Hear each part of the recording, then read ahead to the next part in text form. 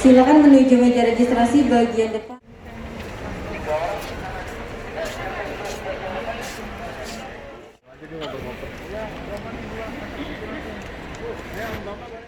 Masih pakai Sinovac ya? Masih Sinovac. Panjang? Masuk ya. Mantap. Terasa. Sama sekali. Tarik nafas panjang.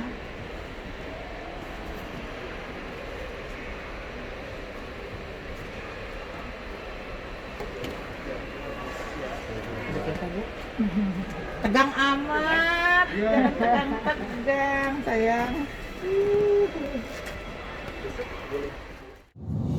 Halo sahabat-sahabat MMG Community dan orang-orang baik se-Indonesia.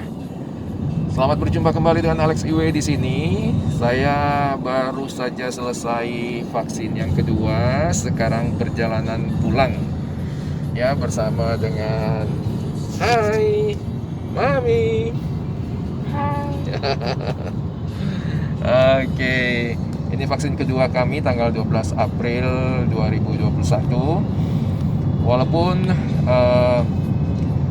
hari Jumat kemarin ya hasil daripada tes serologi antibodi khusus COVID-19 dari saya menunjukkan bahwa sama sekali belum ada antibodi COVID-19 saya yang terbentuk dari vaksin pertama, ya, alias masih non-reaktif.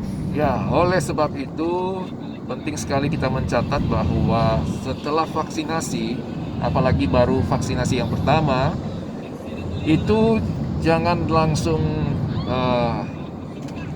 rilekskan protokol 3M-nya, jangan sama sekali jangan, karena antibodi kita kemungkinan besar belum terbentuk. Kalaupun terbentuk, mungkin baru terbentuk yang masih sedikit sekali. Jadi jangan lepaskan masker, jangan lepaskan protokol kesehatan 3M, dan juga tentu pastikan ya imunitas tubuh kita selalu terjaga, tetap dalam keadaan tinggi. Pesan ini amat sangat penting, teman-teman. Oke, nanti saya akan laporkan setelah beberapa minggu atau minimal 1 bulan setelah vaksinasi yang kedua ini atau booster, bagaimana ataupun berapa besar antibodi COVID-19 saya yang terbentuk, titernya berapa, nanti saya akan laporkan juga. Ya, karena setiap orang akan berbeda-beda. Setiap orang akan berbeda-beda. Sebagaimana kita ketahui, vaksin Sinovac yang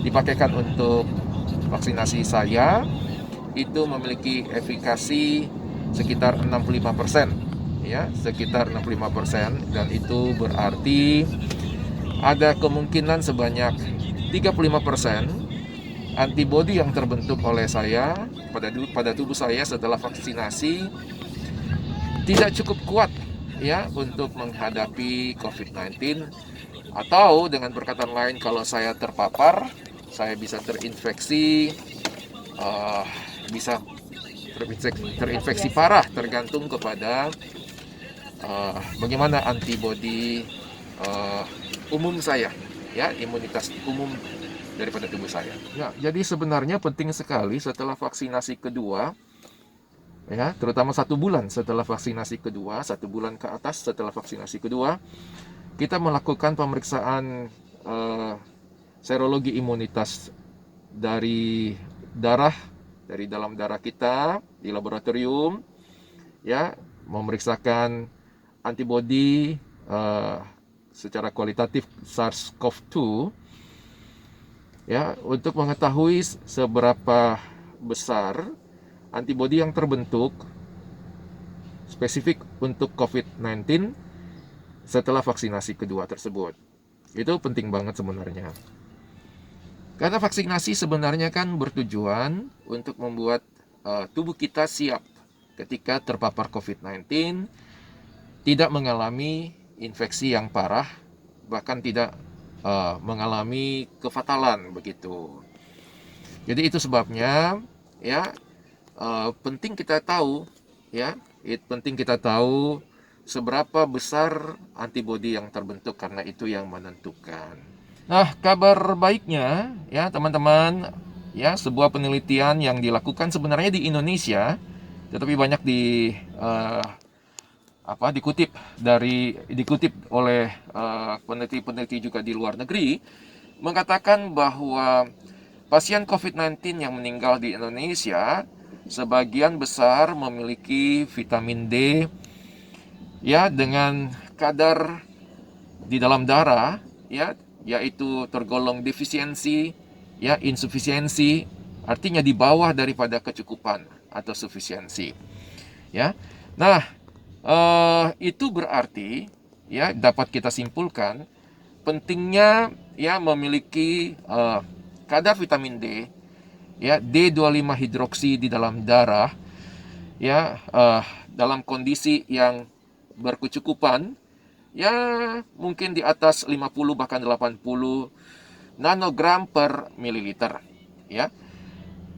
Itu sebabnya ya saya sangat mengandalkan ini ya vitamin D3 ya terbaru daripada CNI untuk saya konsumsi setiap hari untuk memastikan D25OH saya itu berada di dalam level yang cukup tinggi untuk mengatasi ya infeksi COVID-19. Nah, kawan-kawan ya selamat berpuasa bagi kawan-kawan yang sedang menjalankan ibadah puasa. Ya, semoga ibadah puasa kita itu diterima oleh Yang Maha Kuasa. Amin. Ya, sampai ketemu ya di dalam 25 menit berfaedah berikutnya. Oke. Tetap 3M, tetap konsumsi D3 ya, vitamin D3-nya CNI serta produk-produk kita yang lainnya. Oke? Ya. Thank you. Bye bye.